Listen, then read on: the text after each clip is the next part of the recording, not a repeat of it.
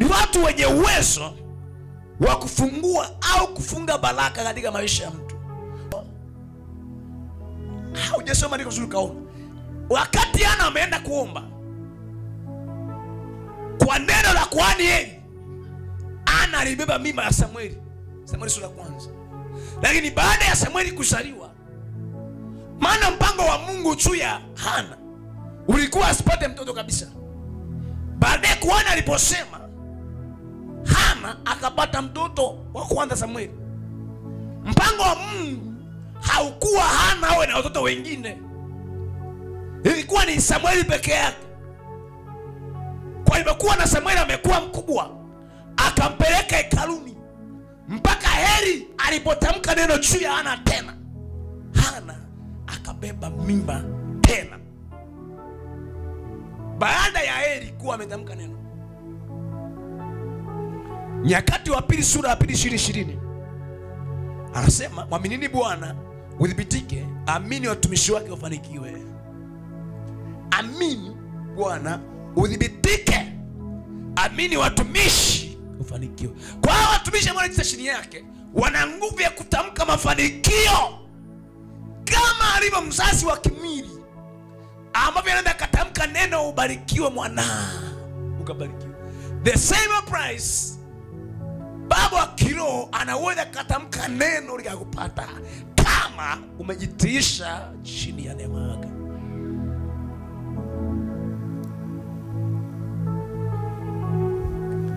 Namba 3, wazazi wa kiroho wananoa maisha ya mtu.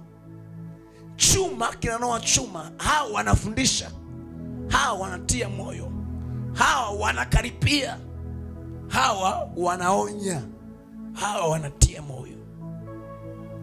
Lakini hao ni sebe kujifunza. Niko nasema wakumkeni wala aliyekuwa akiwaongoza. Anasema kwa kuchunguza mwisho wao, kwa kuchunguza mwisho wao igeni imani yao. Sio kwa kuangalia unafanya, no. Watu wengi mnapotea kwa sababu you follow everybody. Ukiona amehubiri vizuri unampata huyu naye.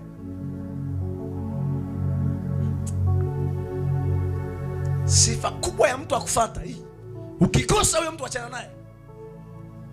Wakorintho wa kwanza 11:1. Nisomee mtumishi wa Mungu. Hiyo sifa ikipotea huyo mtu achana naye. Wakorintho wa kwanza 1:11. Don't follow everybody. Moja. Ndio. Paulo anasema mnifuate mimi kama mimi ninavyomfuata nani? Kristo. Kabla hujamfuata mtu, thibitisha ufuasi wake juu ya Yesu. Kama mtu amfuati Yesu, huyo usiambatane naye. You follow everybody. Unajiunganisha na kila madhabahu ambazo mengine hata usijui zinatokea wapi.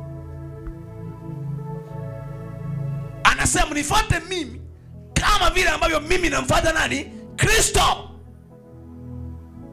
Ukishajua mtu anamtaka Yesu, basi fuata huyo. Kuna watumishi na kuna watu na biashara zao. Kuna watu na biashara zao. Anasema nifuateni mimi kama mimi ninavyomfuata Kristo. Hakikisha na sura ya Yesu huyo mtu. Yujambo. Kila mahali unarani utapotea. Tunawewe watu kutostick, kutofuata. Unaweza kumpanda kila mtu. Mungu alikuwa ananifundisha hata kwa habari ya sadaka. Akaniambia watu wengine wanaharibikiwa kwa habari ya uchumi kwa sababu ya namna wanavyotoa sadaka katika madhabahu mbalimbali. Next week nitafundisha. Ananiambia hivyo kwa sababu wengine wanajiungamanisha kwenye madhabahu sio sahihi kupitia sadaka. Sadaka sio kisha kutolewa kwenye kila madhabahu sio jua. Maandiko nasema hazina ya mtu ilipo ndipo atakapokuwa na moyo wake. Anapeleka kwenye andiko. Anambia nakumbuka Abrahamu Abraham kabla kutoa sadaka, Mungu alimuonesha sehemu gani atoe sadaka. Anasema akaenda kumtoa Isaka sadaka mahali alipokuwa ameelekezwa na Bwana juu ya mlima Moria. Ile ilikuwa ni madhabahu. Abrahamu anaona ni mlima Moria lakini madhabahu, kwa sababu hekalu la kwanza lilikuja kujengwa juu ya mlima ule ule. Sio kitu tunasema. Yaani Abrahamu hakutoa sadaka kila mahali, no. Alitoa sadaka kwenye madhabahu ya hekalu. Biblia inasema Mwanzo 22 inasema akatoa madhabahu mahali, akatoa sadaka mahali pale Mungu alimwambia atoe. Akatoa sadaka juu ya mlima Moria. Juu ya mlima Moria ndio mahali Mungu amekusha kuandaa miaka mingi kwa ajili ya kujenga hekalu. Kwa Sulemani alimekuja kujenga hekalu. Alijenga hekalu juu ya mlima Moria, sehemu alipotoa sadaka Abraham. Fikiria kama Abraham asingelitoa sadaka juu ya mlima Moria, angekuwa amemiss. Biblia inasema akatoa sadaka mahali alipoelekezwa na Mungu. You need a leading by the Holy Ghost where to give your offering. Otherwise itakuingiza kwenye mamatano, itakuingiza kwenye maagano, na haitakuwa na matokeo ya kiroho sadaka yako. Kwa pala alipotoa sadaka Abraham, ndipo lijengwe hekalu la kwanza, ndipo lijengwe hekalu la pili, na ndipo litakapojengwa hekalu la tatu. Umefikiri kama Abraham angemisi? Na ni Biblia inasema vizuri, akatoa mahali alipoelekezwa. Usifanye haraka kujungamanisha na madhabahu usiyojua. Jua kwanza neema ya madhabahu, na jua kwanza Mungu wa madhabahu, ndipo chungamanisha na ile neema. Itakusaidia hiyo. Sema amina. Wazazi wa kiroho ni watu muhimu sana. Tuna shida kubwa sana kwenye huduma leo kwa sababu watu wengi wamekataa kuwa chini ya malezi ya kiroho. Na mwisho huduma zinaenda vyovyote vile zinavyoenda. Washirika wanaenda vyote kwa sababu hawajakubali kuwa chini ya mamlaka ya kiroho. Wewe ni mshirika, haujajitiisha chini ya mamlaka ya madhabahu. You can come. Mchungaji hajui mambo yako, wala kujui unaishi wapi. Yaani knows nothing about you. Unaweza ukaja kanisani, unaweza ukapotea. Wiki iliyopita Mungu akanicha kwenye andiko moja kwenye Zaburi, anasema na wachungaji waangalie sana kondoo wao. Kwa ishi ya uchungaji au ishi ya uzazi wa kiroho, sio tu kama tuje kanisani utadaka, na enjoy nijue progress yako unaendeleaje. Anasema waangalie sana kondoo. Jukumu la mchungaji ni kuangalia sana kondoo wake. Kama ni kondoo wengine hataki kuangaliwa, au kondoo hao mentors, washauri. Sio ni washauri unahitaji mentors, sio ni wateja kwa Kiingereza. Mentors na walimu wa kiroho pia. Yeremia 3:15. Walimu wa kiroho. Hao walimu unaweza kuwa nao wengi. Walimu wa kiroho pia nao ni kundi muhimu sana kwenye kuelekea hatima. Yeremia 3:15 anasema nitawapa walimu. Yeremia 3:15. Ndio. Nami nitawapa ninyi wachungaji wanipendezao moyo wangu, watawalisha kwa maarifa na fahamu, watakao walisha. Basi makundi manne ya watu wanaoharibu hatima za watu. Hapo we makini sana, nataka tumalize tuombe. Makundi manne ya watu wanaoharibu hatima za watu. Kundi la kwanza ni wawinda ndoto au waua ndoto. Hawa ni destiny killers. Kundi la kwanza kwenye destiny killers au watu wanaoharibu hatima ni waua ndoto. Au hawa wana shida na wewe, wana shida na ndoto uliyoibeba, kwa sababu hatima yako ni ndoto yako. Hili kundi la kwanza la watu wanao hatima wanaitwa waua ndoto, dream killers. kitabu cha Mwanzo 37 5 mpaka 11, alafu 19 mpaka 20. Mimi nataka nisome 19-20, lakini waandika Mwanzo 37 5 mpaka 11, 19 mpaka 20. Ila mimi nataka nisome 19 mpaka 20. Hawa ni watu ambao wanaharibu hatima za watu. Hawa wanaitwa wawinda ndoto au wawandoto, dream killers. Nisome Mwanzo 37 19 na 20. Ndio. Wakasemezana wao kwa wao, tazama, wanasema yule bwana wa ndoto Yusufu anakuja.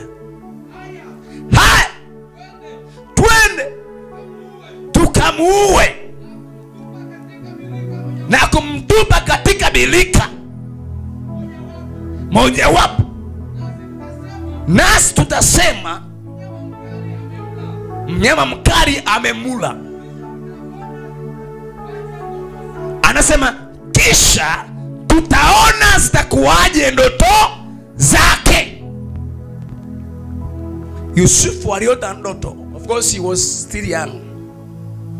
Akawaambia ndugu zake na baba yake, niliota ndoto miganda 12. Nikaona mganda mmoja umesimama na ile miganda mingine imeanguka chini yake. Hakuelewa maana ile ndoto. Ndugu zake akasema, yani wewe unamaanisha sisi tutakutumikia wewe? Hamia haiwezekani. Baadaye akaona tena ndoto Yusufu. Akaota ndoto mwezi na jua na nyota 12. Nyota 11 na mwezi na jua vimeanguka, vimezunguka, afu nyota moja iko katikati.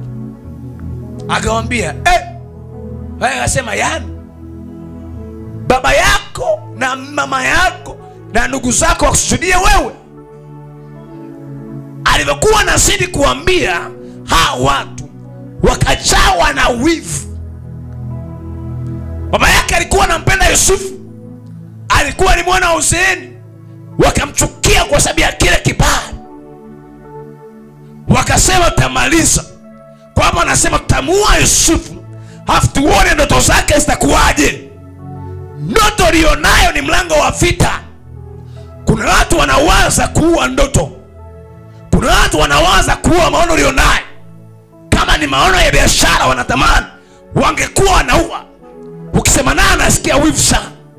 Unafikiri unasema na mtu sahihi. Unafikiri unatoa ushuhuda. Unafikiri unamchenga. Na ile maono anaongea naye yeye ndani anajawa na hasira. Anasema ngoja nitamuua, nione ndoto zake zitakuwaje. Ngoja nitamuua, nione usawa wake utakuwaje. Anasema ngoja nione ndoto zake za biashara zitakuwaje. Kundi la kwanza kwenye maisha ni watu wanaowinda ndoto za watu kuziua. Be very careful. Hawa ni watu wenye hivyo. Hasa tutamuua tuone ndoto zake. Kwa maana nyingine vita kwenye maisha sio kwa sababu niwe nao, ni kwa sababu ya ndoto ulionayo. Ni kwa sababu ya maono ulionayo. Ni kwa sababu ya kibali ulichonacho. Itainuka vita, lakini Bwana atakutunza katikati ya haya mawazo mabaya. Yusufu anasema nyinyi mmeniwazia mabaya, lakini Bwana akaniwazia mema ili atengeneze mlango. Hawa wanakuwazia mabaya kwa ajili ya ndoto zako, Bwana kuhifadhi. Hata ukiwa Misri, Bwana kuhifadhi. Kwenye gereza, Bwana kuhifadhi. Kwenye mapito magumu, Bwana kuhifadhi. Na ndoto zako zitatimia kwa jina la Yesu aliye hai. Ndoto zako zitakuwa kwa jina la Yesu aliye hai. Sema amina. Haleluya. Na tumpige tuone ndoto zake zitakuwaje. Na tumuue tuone ndoto zake zitakuwaje. Na tumvunje moyo tuone ndoto zake zitakuwaje. Hawa ni watu wanaotafuta ndoto, mipango. Wanasikia wivu. Ukitoa shuhuda wanajisikia vibaya. Ukiwashirikisha jambo wanaanza kusuka mipango ya siri kuhakikisha na kumaliza. Nasema hivi, hakuna mpango wa siri ambao adui ameipanga juu ya ndoto zako ambao utasimama kwa jina la Yesu aliye hai. Hakuna mpango wa siri ambao adui ameupanga juu ya kazi, juu ya ndoa, juu ya biashara, juu ya huduma kwa jina la Yesu. Hautasimama kwa jina la Yesu. Hizo ndoto zetu zitasimama. Tutapanga mipango, itakuwa kwa jina la Yesu. Tutaota ndoto, itakuwa kwa jina la Yesu. Tutaota mawazo, yatadhibitika kwa jina la Yesu. Sema amina. Vision killers.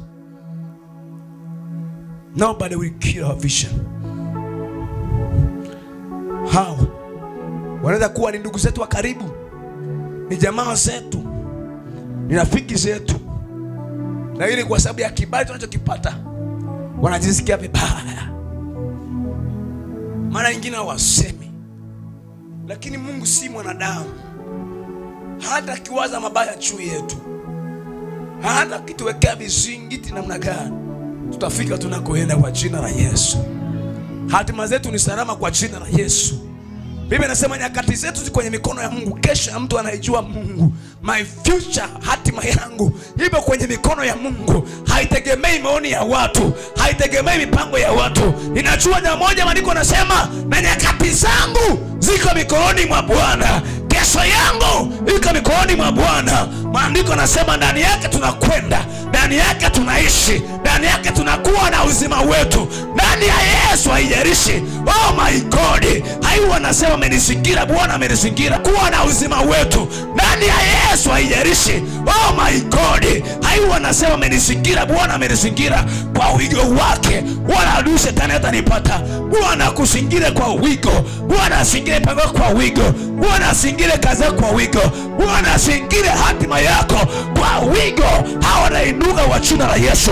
Watapigwa kwa jina la Yesu. Biblia inasema washindanao na Bwana. Namba mbili. Namba mbili. Namba mbili.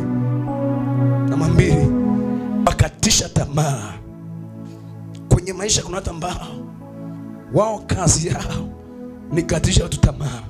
Samueli wa kwanza 17:33 nataka nimalize. Waua ndoto za watu. Kuna watu mlikuwa na ndoto. Kuna watu mlikutana nao wakaua ndoto zenu. Hizo ndoto lazima ziinuke tena. Hizo ndoto lazima ziinuke tena kwa jina la Yesu. Haleluya. Nisomee hicho kitabu cha Samueli wa kwanza ile 17 mstari wa 33. Ndio nisomee hapo. Sauli akamwambia Daudi. Sauli akamwambia Daudi, hauwezi wewe kumwendea Mfilisti huyo upigane na, maana wewe ni kijana tu, na huyu Daudi ni mtu wa, na huyu Goliath ni mtu wa vita tangu ujana wake. Daudi akamwambia hivi, mimi nina ushuhuda. Nisikilize nao Sauli mfalme. Mimi nina ushuhuda. Mtumishi wako alipokuwa akichunga kondoo za baba yake, alipokuwa akichunga, akija simba au dubu akamkamata mwana kondoo wa lile kundi, Daudi anasema huwa anaondoka na mfuata yule simba au dubu. Anasema nampiga, nikampokonya yule kondoo kinywani mwake na akinunukia. Daudi anasema namshika ndevu yule simba, anasema nampiga, anasema namuua. Mtumishi wako aliyemua simba akamuua na dubu pia, na huyu Mfilisti asiyetahiriwa atakuwa kama mmoja wao, kwa sababu amefanya kosa moja lisilosameheka. Ametukana majeshi ya Mungu aliye hai. Daudi akasema, Bwana aliyeniokoa na makucha ya simba na makucha ya dubu, ataniokoa na mkono wa huyu Mfilisti. Hapo kishia hapo. Taifa la Israeli limeshapigwa, limetukanwa, limeonewa. Alafu akatokea kijana Daudi. Mfalme ameshatoa ofa, hakuna wa kufanya kazi ile ofa. Daudi akasema, atakayemuua Mfilisti atafanywa nini? Akaambiwa, atakayemuua cha kwanza, imani kwake, familia yake itakuwa ni cha pili, atapewa heshima. Tatu, atabaki mfalme. Akasema ni kweli kabisa. Akauliza na mwingine, atakayemuua atafanywa nini? Akaambiwa the same. Akasema twende kwa mfalme. Akamwambia mfalme asizimie moyo awaye mtu yoyote. Kwanza amekuja na neno la ujasiri. Asizimie moyo mtu awaye yoyote hapa. Wa kwanza kumvunja moyo alikuwa ni mfalme. Akamwambia, wewe hauwezi kupigana na huyu mtu wa vita. Wewe hauwezi, huyu mtu ana historia kubwa sana. Wewe hauwezi, kijana mdogo, huyo ana uzoefu wa vita, hauwezi ukashinda. Wewe hauwezi. Kuna wakati mtu anakuambia neno linakaa ndani yako, wewe hauwezi. Wewe hauwezi. Wewe hauwezi. Hili neno likaingia kwa Daudi. Mfalme akamwambia, wewe hauwezi kupigana na Goliath. Daudi akamwambia hivi, mimi na ushuhuda. I have a testimony. Nilipokuwa nachunga kondoo wa baba yangu, dubu au simba huwa anakuja kumdaka mwana kondoo. Huwa akija, huwa anamrukia yule dubu na mvuta ndefu na mpiga na mnyang'anya yule mwana kondoo. Kwa yule Mungu aliniokoa na simba na dubu, nina ushuhuda naye. Daudi akamwambia, Bwana aliniokoa na makucha ya simba na makucha ya dubu, ataniokoa na mkono wa Mfilisti huyu. Sauli akamwambia Daudi, enenda na Bwana atakuwa pamoja nawe. Kwenye maisha kuna watu wakatisha tamaa. Jambo moja la kusaidia, beba ushuhuda. Tembea na ushuhuda. Tembea na ushuhuda. Yule Bwana aliyeniokoa na makucha ya simba, yule Bwana aliyeniokoa na makucha ya dubu, yule Bwana aliyeniponya magonjwa wakati ni wakufa, yule Bwana aliyenikumbuka kaniondoa aibu, hatanisahau, hatanishindia, hata na hii itapita. Na huu ni ushuhuda. Oh my God, ninaweza mambo yote, sio kwa sababu naweza. Ninaweza mambo yote kwa sababu yuko yule ambaye ananitia nguvu kwa jina la Yesu. Yuko yule ambaye ananisaidia. Ngaua simba, ngaua dubu, hata ili itapita kwa jina la Yesu. Hata ili italishinda kwa jina la Yesu. Hata Goliath lazima ataanguka. Nina ushuhuda ya kwamba yuko Mungu ambaye alinikumbuka akanishindia. Hata na hapa nitashinda. Haleluya. Nguvu ya ushuhuda. Maandiko yanasema wale wakamshinda kwa neno la ushuhuda wao na kwa damu ya mwana kondoo. Kwenye maisha kuna watu ambao watakuvunja moyo, hautaweza. Nao wakamshinda kwa damu ya mwana kondoo na kwa neno la ushuhuda wao. Testimony is a weapon of warfare. Ushuhuda ni silaha ya vita. Nao wakamshinda kwa damu ya mwana kondoo na kwa neno la ushuhuda wao. Una ushuhuda upi ambao ukimkumbuka Mungu unasema, Mungu uliyenivusha hapa, hata nikatishwa tamaa namna gani, ninajua nitasimama, utanishindia. Hata kinuka Goliath, ninajua Bwana alinisaidia, nitavuka na hapa. What kind of testimony do you have? Namba 3.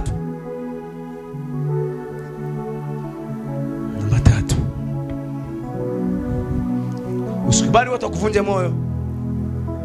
Usikubali watu wakuvunje moyo. Goliath lazima aanguke. Nasema Goliath lazima aanguke. Goliath lazima aanguke.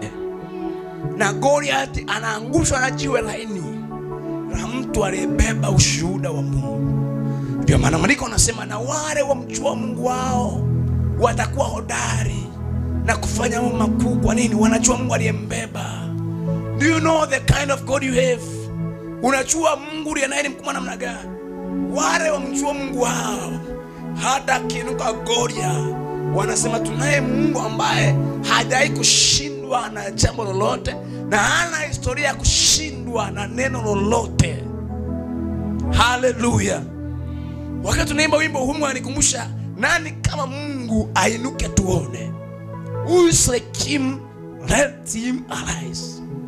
Hatushindi kwa nguvu zetu, tunashinda kwa sababu kuna yule ambaye anatufanya tushinde. Anasema tunashinda na zaidi ya kushinda kwake yeye anatupenda. Mara nyingine mipango ni mikubwa zaidi ya uwezo. Mara nyingine mipango ni mikubwa zaidi ya mazingira. Lakini tunaamini juu ya neema ya Mungu ya kwamba tutaweza. Wakati Sauli anasema wewe hautaweza, unasema mimi nitaweza kwa sababu kuna naye niwezesha yuko ndani yangu. Kuna Baba amekaa ndani yangu. Kuna Yesu amekaa ndani yangu. Kuna Roho ndipo amekaa ndani yangu. Hata mimi nikishindwa, wao hawezi kashindwa. Oh my God. Nina Baba yangu asiyeshindwa kamwe. Namba 3.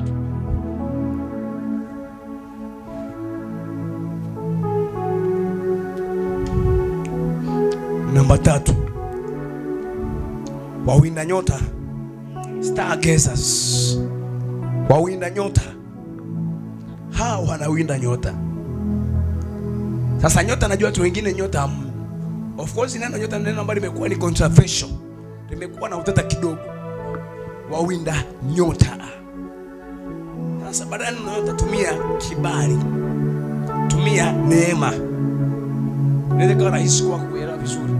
Wawinda nyota au wawinda neema au wawinda kibali. Nyota yako inapoonekana, kibali chako kinapoonekana, au neema Mungu inapoonekana kwenye maisha yako, kuna watu wanakuwa standby kwa ajili ya kuwa hiyo neema. Wanakuwa standby. Wakisha icheki na nyota wanakuwa standby. Mathayo sura ya 2 mstari wa 2. Hao wanawinda nyota. Wakiona neema ya biashara hawatakubali utoke kupitia biashara. Wakiona kichwa kimoja nataka ukizae, wanakuwa standby. Yuko wapi je aliyezaliwa mfalme wa Yahudi? Maana tuliona nyota yake mashariki nasi tumekuja kumshuhudia. Tumeona nyota yake mashariki nasi tumekuja kumshuhudia. Yesu alipozaliwa, kitu cha kwanza kilichomtambulisha ilikuwa ni nyota. Ilikuwa ni nyota. Na hao waliokuja kumfuata Yesu waliotambua nyota yake walikuwa ni mamajusi, walikuwa ni wanajimu, walikuwa ni wasoma nyota. Cha kwanza kilichomtambulisha ilikuwa ni nyota ya mashariki. Walipoiona nyota yake wakajua aliyezaliwa ni mfalme. Ulimwengu wa roho una uwezo wa kusoma nyota ya mtu ukaijua wewe ni mtu wa namna gani. Yesu aliposoma nyota yake wakajua ni mfalme. Wakasema yuko wapi aliyezaliwa? Maana tumeona nyota yake ni tofauti na wote wengine tumekuja kumwabudu. Lakini hawa mamajusi walitaka kumwabudu na kumshuhudia, lakini Farao alitaka auwe nyota yake, au aliyezaliwa. Alipoona nyota akaanza kutafuta kwa habari za ile nyota, maana anayezaliwa ni mfalme. Akataka auwe mfalme kwa maana ameiona nyota. Ulimwengu wa roho una uwezo wa kuona nyota iliyoko juu ya mtu. unaweza kuona neema iliyoko juu ya mtu. Unaweza kuona upekee ulioko juu ya mtu.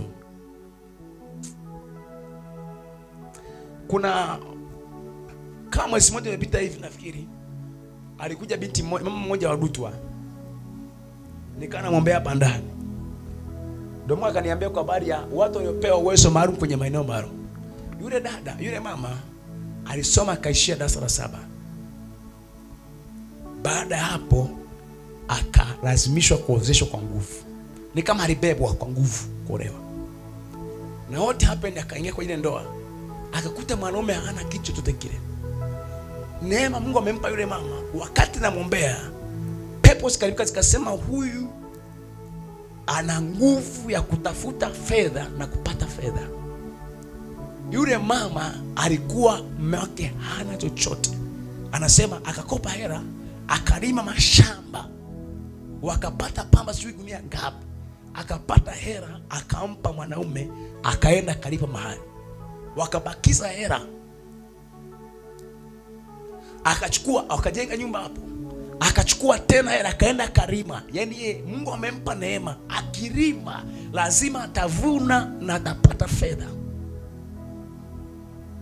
Baada ya hapo agomana yule mwanaume, wakaachana. Walipoachana yule mkwe wake sasa akaenda kufuatilia mama. Ndio akamtumia roho za kumfunga asifanye chochote.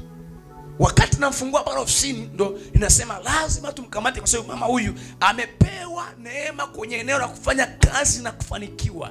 Alipokuwa ananishuhudia yule mama yule hana elimu yoyote, lakini chama Mungu amempa ufahamu wa kutafuta hela. Anasema ngakodi mashamba nkarima, ngavuna magunia mangapi, ngaongeza tena nkanua na nini, nkarima tena ngavuna magunia mangapi.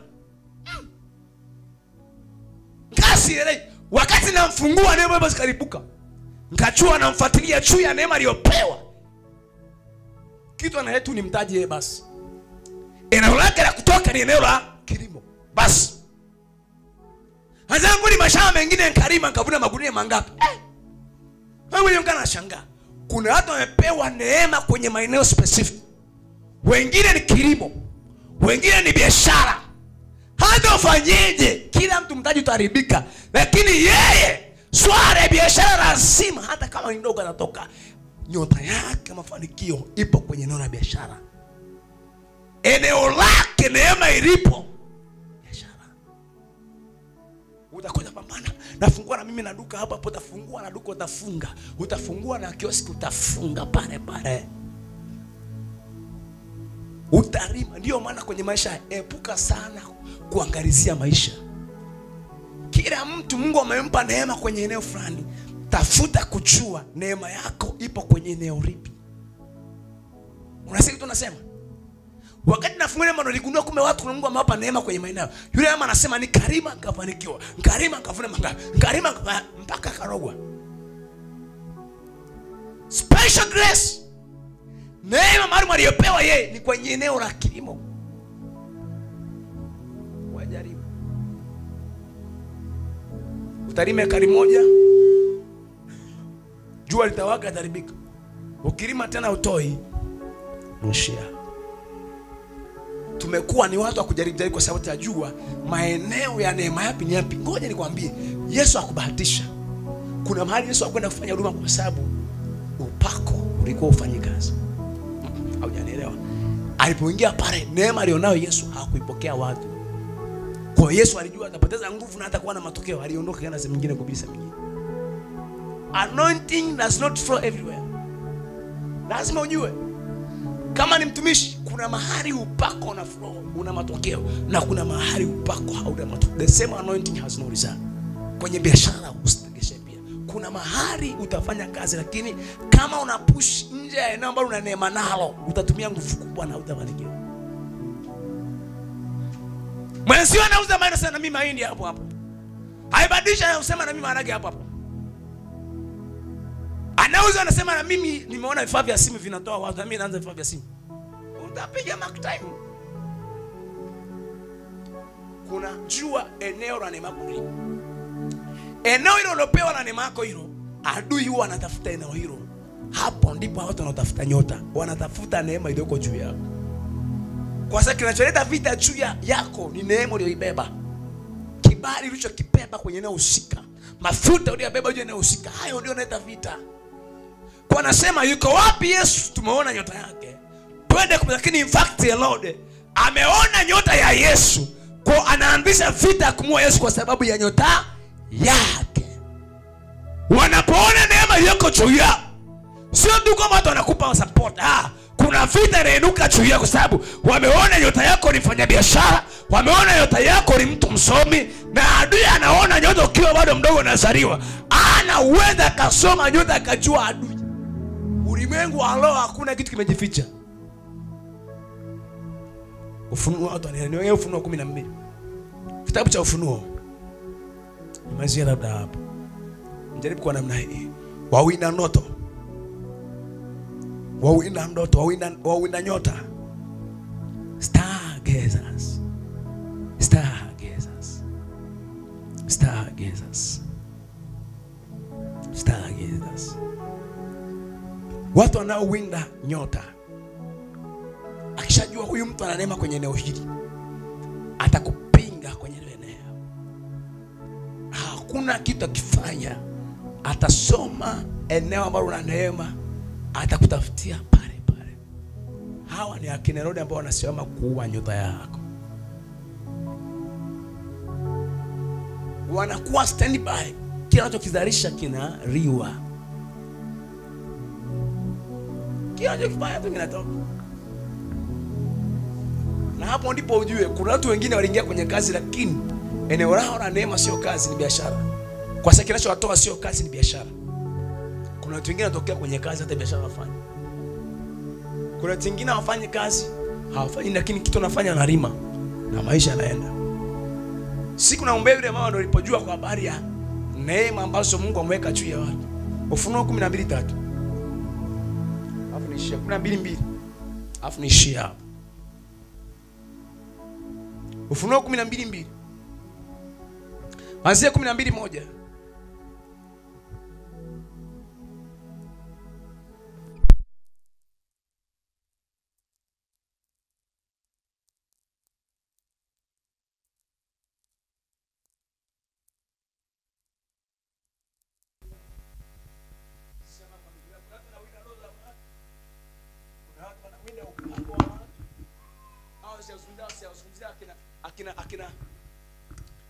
Akina Delaila ambao kazi yao ni kutafuta wherever there's anointing, pale upako tu wanaingia hapo. Kuna watu wanawina ndoto, kuna watu wako tayari kuua kinachozaliwa, whatever is being about to be born. Anasema akakaa tayari kusudi mtoto atakayezaliwa amezwe. Wakaa tayari. Kwa yule joka akawa tayari, anaangalia mwanamke mwenye mimba akizaa, atwae yule mtoto. Hao wanaua hatima za watu. Hao wanakatisha watu tamaa. Hao wanaua ndoto za watu. Hao wanawinda nyota za watu na neema za watu. Hawa ni watu wa giza. Kwa jina la Yesu, no any destiny killer shall stand and win your destiny.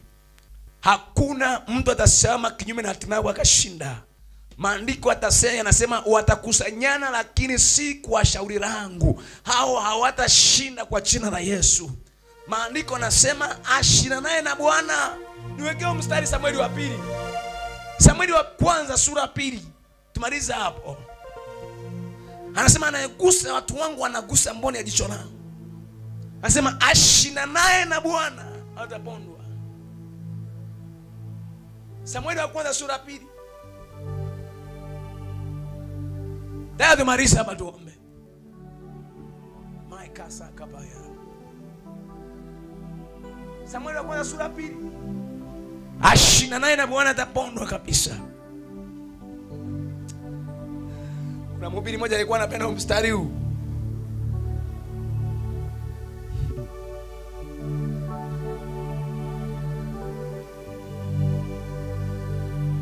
Samueli wa kwanza sura 2 mstari wa 10. Tunazikumbuka za mtumishi wa Mungu Yakobo, anasema ashinda naye na Bwana. Washinda nao na Bwana watapondwa kabisa toka mbinguni. Yeye atawapigia laani. Bwana ataihukumu miisha dunia, naye atampa mfalme wake nguvu na kuitukuza pembe, yani ufalme wa Masihi wake.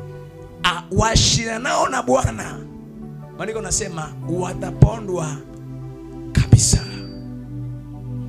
Nyosha mikono juu. Baba, katika jina la Yesu, asante kwa ajili ya hao watu. Maadui walipoinuka tumeze hai, kama sio ulikuwa pamoja nasi Bwana, na tuseme sasa. Yaani Bwana, kwa kadri ya wingi wa neema na rehema zako wametusaidia, wametuhifadhi. Tunza hao watu kwa jina la Yesu, kwa jina la Yesu. Wanaowinda ndoto zao kama kina Yusufu wasifanikiwe, wanaowinda maono yao wasifanikiwe, wanaowinda mipango yao wasifanikiwe, maneno ya watu wabaya wanaopiga kwa ndimi zao wasifanikiwe, katika jina la Yesu. Kila mikomo ambayo adui ameitia barabarani kwa kisha wanakwama, Bwana, hiyo mikwamo isiwe sehemu ya maisha yao, katika jina la Yesu.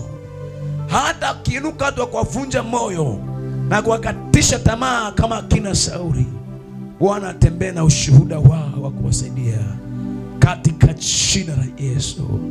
Hata kiinuka na wanyonya upako na kuangusha mashujaa, hawa watu Bwana asianguke, katika jina la Yesu. Hata kiinuka kina Lode wanaowinda nyota zao na neema zao na vipawa vyao, kwa jina la Yesu wasifanikiwe, katika jina la Yesu. Hata kiinuka adui shetani ambaye anasubiri chote kinachotaliwa kichanga kiharibu, Bwana asifanikiwe. Lako limesema washindana na Bwana watapondwa kabisa. Watashindana lakini hawatashinda, kwa maana Bwana uko na sisi. Kila mitego ya adui shetani juu ya maisha yetu na kila mawazo ya adui shetani juu ya maisha yetu hayatapata nafasi. Mwambie Bwana, inua watu kwa ajili yangu wa kunisaidia kutimiza kusudi lako. Inua watu kwa ajili yangu, hata wengine mkini siwajui, ni watu wa mataifa tokea mbali. Hata wengine Bwana mkina hawajaokoka. Yaani Mungu, inua watu kwa ajili yangu, na unitenge mbali na watu wabaya na utafuta hatima yangu imaliza.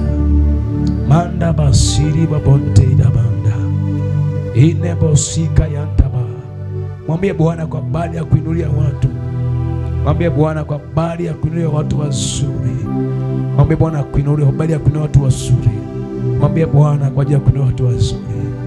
Mwambie Bwana, watu watanainuka kuwinda ndoto yao, kuwinda maisha yao, kuwinda uchumi wao. Bwana, hawa wataweza juu yao. Let your message power be upon us, in the mighty name of Jesus, katika jina la Yesu. Manda la basika yantarabasaya rimo momosaka bayentekeri monta rima mama masika yantaboria manda riba baba shanta riba antekeria rika kayanta tabarika kanteria. Bwana, kuinulia watu watakaoshika mkono kwa habari ya uchumi. Bwana, inua watu watakaoshika mkono kwa habari ya uchumi. Bwana, inua watu wenye mamlaka wa kusemea. Bwana, inua watu wenye ushawishi wa kusemea. Bwana, inua watu wenye cheo wa kusemea. Bwana, inua watu wenye vipawa na kalama wa kusema na wewe. Bwana, inua watu wenye uwezo kubeba mizigo kwa ajili yako. Bwana, inua watu wenye kujali na kumbuka. Bwana, inua watu wa kuweza kubeba mizigo yako kama ya kwao. O masianda maande keke maika iko mamaika mamaande mamasiria bonde makayanta riba antekeria rima mama shandarika kanteria. Mwambie Bwana pia kwa habari ya kanisa. Mwambie Bwana, inua watu kwa ajili ya kanisa na huduma hii.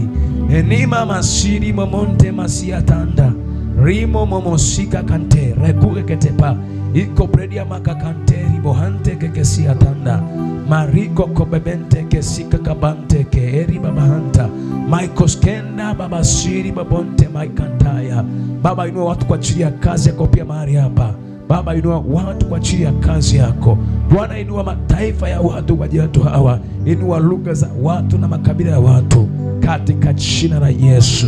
Lord, give the glory. Manda baha sika fela, manda baha sika prente, manda baha siko Fredi.